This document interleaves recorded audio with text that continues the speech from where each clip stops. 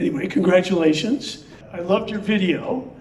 I especially liked the part about you saying you felt smart. This is the first time you felt smart and capable. I have a feeling a lot of students, when they go to college, they go, I don't know, there's something that does that. So I really appreciated that comment, and I could certainly relate to that myself.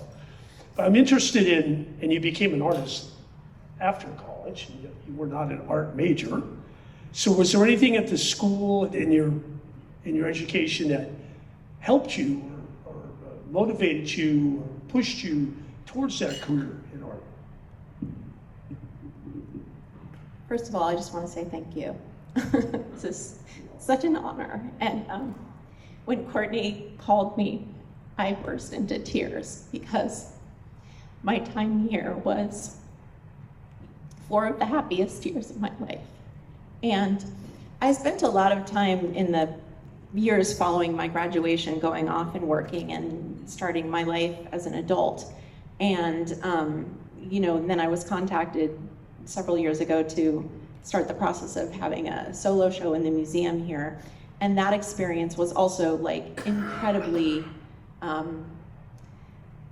powerful for me, and also like from beginning to end, just really wonderful. And so it feels really amazing to then also have this experience. So thank you so much. I think somebody mentioned earlier this idea that St. Mary's really pays attention to like the whole human. And I think that for me, that was like something that I can articulate now as an adult looking back to my time here. And you mentioned something that I said earlier that when I arrived here and I started taking classes, it was the first time that I felt smart or capable. And it's not that I didn't have encouraging parents and, probably teachers in, elementary, middle, and high school that were also, encouraging me. But it was really, I think, a combination of this sort of ethos of love and community, but also an environment where I was sort of intellectually challenged. And,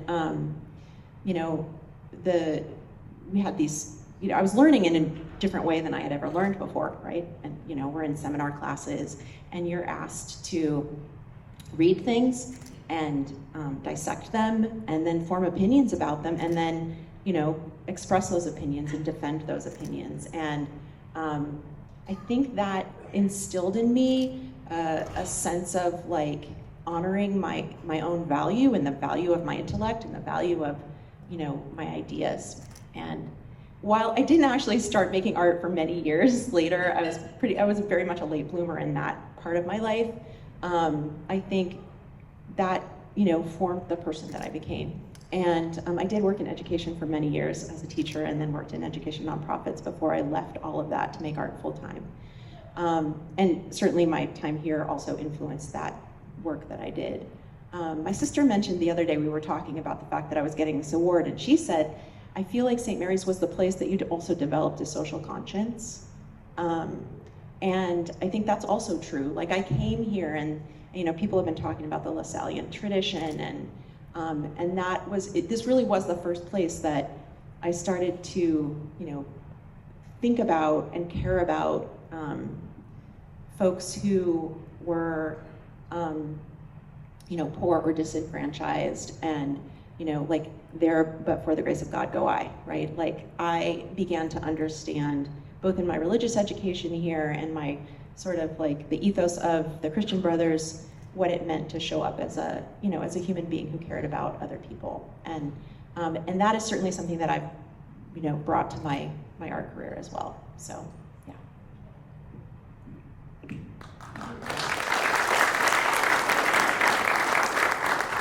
Your exhibit in the museum here was a real source of pride for everyone here at the community and our alumni everywhere. And beyond St. Mary's, we have heard from so many alumni over the year that encounter your art in the world, in their communities, in cities that they've traveled in. That's happened to me. I've walked into stores or museums in other cities and come across your art.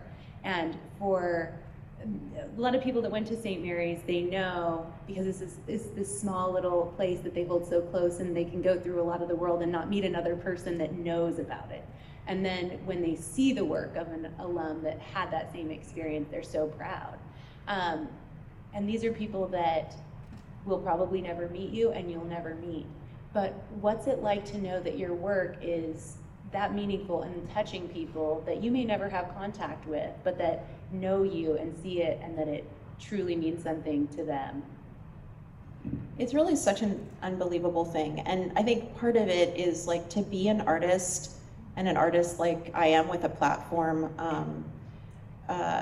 that lots of people pay attention to, is really like something that's kind of, I think, really of the time, that I can make all of this art and then people can actually consume it. And by consume it, I don't necessarily mean buy it, but like look at it and see it in the world, and like I'm a living artist, right? And it's pretty amazing. Like I get a lot of satisfaction from completing something. Like I head to my studio, or a client has a job for me and I like finish it, and there's a lot of intrinsic sort of satisfaction there. But I get also this sort of next level of satisfaction because I am an artist who lots of people follow, and people know my work, and my work is in lots of places in the world, both in galleries and places where my original work is on display, but also on products and in books that people read, and it's in a lot of places. And that I get to also have the privilege of having people view my work, and maybe it brings them joy, or it changes their mind about how they think about something, or it makes them think about something differently. Like that's pretty amazing. So I get like to make the art and have that satisfaction, but I also get to have the experience of like this connection with people around my work, and really have my work impact other people, and it's pretty profound. So yeah.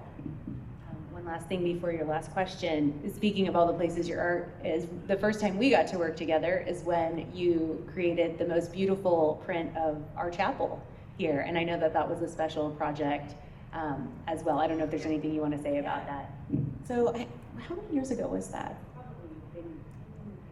Yeah, it's like almost a decade ago. The alumni office reached out and asked me to make a portrait of the chapel, and it was really special for me because I spent so much time there. I went to Mass every week with my friends and found so much like joy and solitude in that place. And I didn't grow up with a particularly religious background, and I wasn't like somebody who, I consider myself a really spiritual person, but I wasn't like a devout Catholic or anything. But I would go because I just loved being in that space. I find it so comforting and wonderful. And so when I was asked to draw it, it was just really meaningful for me. And I just really enjoyed that process, and all of the detail that I got to put into the portrait. And when I had my show here at the museum, they made a really big printout of it and put it on one of the walls, like not in my exhibition, but in this other room that they had there. And it was really wonderful to see that there. And a lot of my friends who came to the show were like, I want that. I want a copy of that for my house. So it was really cool. Yeah, it's very popular. So I'll do the last question. And so, not starting out as an artist, but what if there's a student here at the college, or a student anywhere, and they thought, geez, I'd like to be an artist. Do you have any advice for someone to pursue that career? I wrote like 2 books about it, so there's that. You can, but yeah, no, I'm not saying that to, yeah. So I think like I personally think that the most important thing when you are an artist, the most important thing to think about, or if you want to be an artist, is really developing your voice and your perspective. Like, what is it that you want to say, and how do you want to say it? And what is it about your work that's different from what people are already doing? And the only way to get there you might be really good at drawing or painting or graphic design or whatever medium you choose. But what's going to make your work resonate with people is really having a point of view. And the only way to get there is through a lot of hard work. And so I think, mostly it's just to show up and practice over and over and over and over and to do the thing. And I think that really goes for pretty much anything, not just art making. I'm also, I just had both my knees replaced in the last 3.5 months. And so I can't walk very fast right now. I'm just now not walking with a cane. But normally I'm very athletic, and I compete in cycling events, and I'm a pretty devoted outdoors person. And I think the same thing is true for athletics, is you can't actually get really good at something unless you put in the hours and the time to do the thing. And art is a really great example of that. And it's something that I didn't go to school for art. I studied history here, then I went and got my teaching credential. I taught elementary school for a long time. I went and worked at an education nonprofit. All the while I'm drawing and painting and getting better at my craft and getting better and better and better and better. And that kind of thing doesn't happen overnight. It takes a really, really long time. And our culture right now is so identified with doing things quickly and wanting immediate results. And I think we've lost a lot of patience for the amount of time it takes to get really good at something, and to develop a voice as a creative person takes a really, really long time and a lot of patience. And so that's that's pretty heavy-handed advice, but that's my advice, is stick with it and don't expect it to happen overnight. Just keep working at it and you will get there. Thank you very much. Congratulations.